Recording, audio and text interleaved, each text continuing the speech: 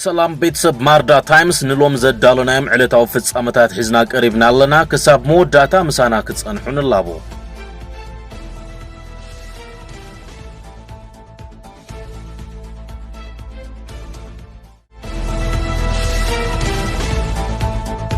فلما قند قندر استاتو كنقدم سلاماو سلف حيلتات صتا تግራይ ናብ ሓደገኛ አንፈት የምርሕ ከም ዘሎ ተሓቢሩም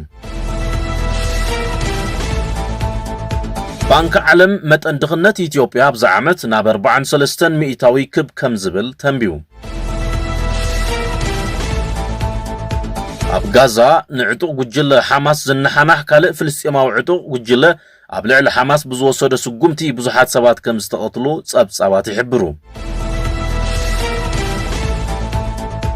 እዚ ከምዚልን ከሎ ፕሬዝደንት ኣሜሪካ ዶናልድ ትራምፕ ናይ ስራሕ ዑደት ናብ እስራኤል ኣብ ዝኸደሉ እዋን ዕጡቕ ጉጅለ ሓማስ በተሐድሽ ውዕል መሰረት ዓጊትዎም ዝነበሩ እስራኤላውያን ምልቃቕ ጀሚሩሎም ዝብሉን ካልኦትን እዮም ሕጂ ናብ ዝርዝሩ ክንሓልፍ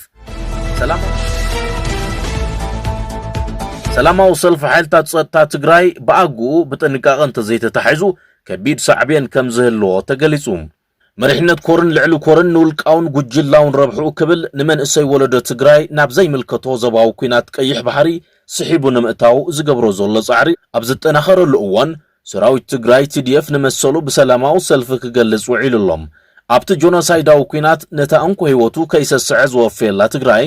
ውልቃው ናይ ንእስነት ህይወቱ ካብ ክብሪ ዓደይን ወለደይን ኣይበልጽን ኢሉ ቅድሚት ተሰሊፉ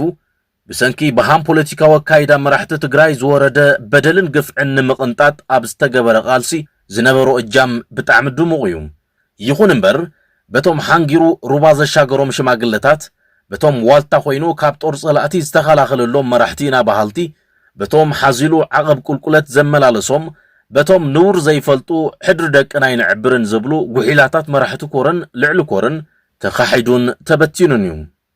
إذا عبيت المت لومز جمرة يكونن جنا بجوحاتو سجم هزبي كابنا يودب دحنتها يقدمني لهم أبو الدباو وانينهم متحل مسجمريو جنا بجوحاتو عد بكيميكالك أزيلهم ناب مقراي وركي مستوافريو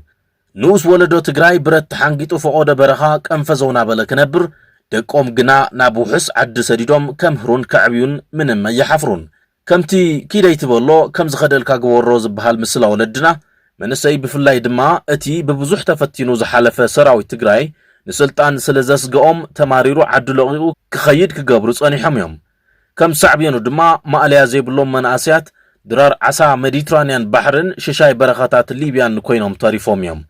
حزوون نتي بزوح فتناتات تصاويرو عقلو كسنكاق ابجاف زركب سراوي تقراي زقبو ورحاو مهيان تقمات من كالكيلوم قديفوهم كخيدن كم توم قداموت بصوتو كبتاتنن ويدما ناب حرا مريت بموراد قديفلهم كخيد كاب عينهم كرحق اللومن زدلا يمسلو يخون نمبر زوم حيلتات صتا كابت مالي جميرو اب كبابتات عدو قدوم من قد عاسيوم حتو بسلامة وسلفك قلصو زقنين تخونو لوم دما ناتو مغد صلتا اب كتما مغلا سفح تقاومو كسمعو علوميم بملكع سلامة ومن قد حتو من مغرب ناب بيت صحفة بريزدنت قزيو من محدار تقراي زوم روح انتخونو نزي زينا كساب السناد ان اللؤوان قنا زرخبنا يحدش حبريتها يلن ابزو سلفز تساتفو اوالات ارمع عسران كلتن كور حدن سلستن انتخونو بوانا نت ابزو سومن ننبارات فولي حيلن اوالات مكل غال حقرن استقبر مستغخال مهيان دوغومان سعيبو استلعالي حتويم كابتوم اوالات سراويت زرخبنا يحبريتها كم زرد ننبارات فولي حيلن تقادلتي نبر سراويت مكل غال حقر إثيوبيان ككم معارقوم مهيا كم استمحاشلومن دوغوماون كم استوهابومن يحبر اتنو كلو ابال سراويت زنبره ناير 4000 قرش دموز ككم معارقومن حلفنتومن كابستحته 5800 كساب زلعله 10000 قرش كبصح كم استقبره زفلت كوينو نتي كاب اواج كتت قمتي 2013 عام مرت جميرو استسلف سراويت تግራይ ግና ምንም ዓይነት ወሰኽ መሃያን ጥቅማ ጥቅምን ከም ዘይተገብረ ተገሊጹም ناب زغصل زينا نانتون حلف بانك علمنا إثيوبيا متن دخنت أب 2025 ناب 43% حاف كم زبل تنبيوم أبز صومن زوز ومصنعتي كم زملاخت قطباو عبيت إثيوبيا بسنكي كوينات حد اتهاجر كابز خف ناب زقدد يخيد كم زولا قليسوم كم مصنعت بانك علم إثيوبيا أبزوم زحلفو 10 عامات متن دخنت المقناس زقبرتهم صعرتات زعقب وصي تمزقب كم زنبرات يزخاخر ይኹን እምበር እቲ ጸብጻብ ብሰንኪ ተኸታተልቲ ውሽጣውን ግዳማውን ተጻብኦታት ቁጠባ ዕብየት እታ ሃገር ብጣዕሚ ከም ዝተመናመነ ይመላኽት። ከም ሳዕቤኑ ድማ ኣብ 2016 ዓመተ ምህረት ኣቆጻጽራ ፈረንጂ ናብ 33 ሚእታዊት ወሪዱ ዝነበረ መጠን ድኽነት እታ ሃገር ኣብ 2025 ዓመተ ምህረት ኣቆጻጽራ ፈረንጂ ናብ 43% ክብ ከም ዝበለ ኣፍሊጡ። ኩናት ትግራይ ኮቪድ-19 ኣብቲ ሃገር ዘጋጠመ ድርቅን ከም ቀንዲ ምኽንያታት ተጠቒሶም ኣለዉ።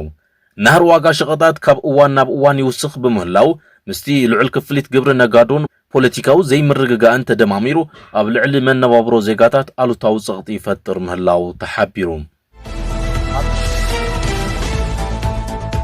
ኣብ ጋዛ ኣብ መንጎ ሓይልታት ጸጥታ ሓማስን ዕጡቓት ኣባላት ዓሌት ዱግሙሽን ብዝተፈጥረ ብርቱዕ ግጭት ብውሕዱ 27 ሰባት ከም ዝተቐትሉ ተገሊጹ።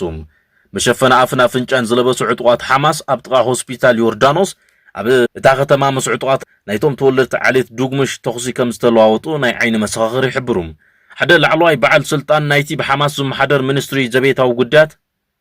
ኣሃዱታት ጸጥታ ነቶም ዕጡቓት ከቢቦም ንምእሳር ኣብ ከቢድ ውግእ ኣትዮም ኣለዉ ኢሉ ነይሩ። እቲ ሚኒስትሪ 8 ኣባላቱ ብምልሻ ብዝተፈጸመ ዕጥቃዊ መጥቃዕቲ ከም ዝተቐትሉ እውን ገሊጹ። ምንጭታት ሕክምና ከም ዝሓበርዎ ብሰንበት እቲ ግጭት ካብ ዝጅምር ኣትሒዙ 19 ኣባላት ዓሌት ዱግሙሽን 8 ዕጡቓት ሓማስን ተቐቲሎም ኢሉ። እቲ ጎንፂ ኣብ ደቡባዊ ከተማ ጋዛ ኣብ ዝርከበ ከባቢ ተልዓል ሓዋስ ዝተልዓለ ኮይኑ ልዕሊ 300 ዕጡቓት ዝሓቖፈ ሓይሊ ሓማስ ዕጡቓት ዱግሙሽ ዝዓረዱሉ መንበር ንምጥቃዕ ድሕሪ ምንቅስቓሱ ዘጋጠመ ምዃኑ ናይ ዓይኒ መሰኻኽር ገሊጾም። ነበርቲ እቲ ከባቢ ብዓሰርተታት ዝቝጸሩ ስድራ ቤታት ብኸቢድ ተኽሲ ካብ ገዝኦም ክሃድሙ እንከለዉ ብዙሓት ካብኣቶም ድማ ኣብ እዋን እቲ ክሳብ ሕጂ ክካየድ ዝጸንሐ ኩናት ሓማስን እስራኤልን ብተደጋጋሚ ዝተመዛበሉ ምዃኖም ይገልጹ። ኣብቲ ግዜ እቲ ሰባት ካብ መጥቃዕቲ እስራኤል ዘይኮነ ካብ ህዝቦም ይሃድሙ ነይሮም ይብሉ። ሓደ ካብቶም ፍሉጣት ዓሌታት ጋዛ ዝኾነ ስድራ ቤት ዱግሙሽ ምስ ሓማስ ካብ ነዊሕ እዋን ኣትሒዞም ውጥረት ዝመልኦ ዝምድና ዝነበሮም ኮይኑ ዕጡቓት ኣባላቱ ቅድሚ ሕጂ ኣብ ዝተፈላለዩ ኣጋጣሚታት ምስቲ ጉጅለ ተጋጭዮም እዮም። እቲ ብሓማስ ዝምራሕ ሚኒስትሪ ውሽጢ ዓዲ ሓይልታት ሓማስ ስርዓት ናብ ንቡር ንምምላስ ይጽዕሩ ከም ዘለዉ ብምግላጽ ካብ ዕጡቓት ሓማስ ወጻኢ ዝኾነ ጉጅለ ክዕጠቕ ከም ዘይኽእል ጠንቂቑ። ሓማስ ኣቐዲሙ ኣብ ዝሃቦ መግለጺ ዕጡቓት ዱግሙሽ 2 ካብ ኣባላቱ ከም ዝቐተሉን 5 ካልኦት ከም ዘቑሰሉን ብምግላጽ እዚ ኣብ ልዕሊ እቲ ጉጅለ ስጉምቲ ክወስድ ከም ዝደረኾ ሓቢሩ ኣሎ። ይኹን እምበር ሓደ ምንጪ ካብ ዓሌት ዱግሙሽ ንማዕከን ሓበሬታ እቲ ከባቢ ኣብ ዝሃቦ ቃል ሓይልታት ሓማስ ናብቲ ኣብ ሓደ እዋን ሆስፒታል ዮርዳኖስ ኮይኑ ዘገልግል ዝነበረ ህንፃ ከም ዝመፁ ብምግላጽ እዚ ድማ እቶም ስድራ ኣብ ዝቐረበ እዋን ኣብ ከባቢ ኣልሳብራ ብዘጋጠመ መጥቃዕቲ እስራኤል ኣባይቶም ምስ ዓነወ ከም ዝተዓቆብሉ ሓማስ ንስድራ ቤት ዱግሙሽ ካብቲ ህንፃ ንምስጓግ ኣብኡ ድማ ሓይልታቱ ሓዱሽ መደብር ንምቋም ከም ዝደሊ እቲ ምንጪ ይገልጽ። ሓማስ ኣብ ቀረበ እዋን ወተሃደራት እስራኤል ገዲፎምዎም ካብ ዝወፁ ከባብታት ጋዛ ዳግማይ ንምቁፅጻር 7,000 ኣባላት ሓይልታት ጸጥታ ከም ዝጸውዐ ምንጭታት እቲ ከባቢ ይሕብሩ። እዚ ከምዚ ኢሉ እንከሎ ፕረዚደንት ኣሜሪካ ዶናልድ ትራምፕ ናብ እስራኤል ዑደት ኣብ ዝኸደሉ እዋን ብሓማስ ተዓጊቶም ዝነበሩ እስራኤላውያን ናብ ስድራ ቤቶም ብሰላም መምላሶም ሃዋህው ሰላም እቲ ከባቢ ናብ ዝሓሸ ደረጃ ይሰጋገር ከም ዘሎ ዘረድዩ ተባሂሉሎም። ዶናልድ ትራምፕ ዘውፅኦ ልዕሊ 20 ነጥብታት ዝሓዘ እማመ ሰላም እስራኤልን ሓማስን ኩናት መሊኡ ካብቲ ከባቢ ክርሕቕን ብሓማስ ተዓጊቶም ዝተወስዱ ድማ ሙሉእ ንሙሉእ ብዘይ ወዓል ሕደር ክልቀውን የተሓሳስብ። ካብዚ ብተወሳኺ ሓማስ ካብ ዝኾነ ይኹን ወተሃደራዊ ይኹን ፖለቲካዊ መሪሕነት ክርሕቕ ከም ዘለዎ የርድእ። ንመብዛሕትኡ ትእዛዝ ኣሜሪካ ዝተቐበሉ እስራኤልን ሓማስን ተኹሲ ጠጠው ምባሎም ስዒቡ እስራኤል እሱራት ክትፈትሕ ከላ ሓማስ ድማ ዝዓገቶም እስራኤላውያን ምፍታሕ ጀሚሩ ኣሎ። ክሳብዚ ዜና ዝሰራሕናሉ እዋን 7 እስራኤላውያን ዝተፈትሑ እንትኾኑ ኣብዚ ናይ መጀመርታ ዙር 20 እስራኤላውያን ክልቀቑ ተፅቢት ይግበር። ዑደት ፕረዚደንት ዶናልድ ትራምፕ ምስ ኩነታት ምግጥጣሙ ስዒቡ ትራምፕ ብወገን ስድራ ቤታት እስራኤልን ፍልስጤምን ልዑል ኣድናቆትን ኣኽብሮትን ይውሕዘሉ እዩ ዘሎ። ክቡራት ተኸታተልቲ መደብ ዜና ማርጃ ታይምስ ንሎሚ ዘዳለናዮም ፍጻመታት ኣብ ዝንዛስም ኣብ ዝቕፅሉ መደባት ብኻልእ ጉዳይ ክሳብ ንረኸብ ሰሰና ይናዓኹም።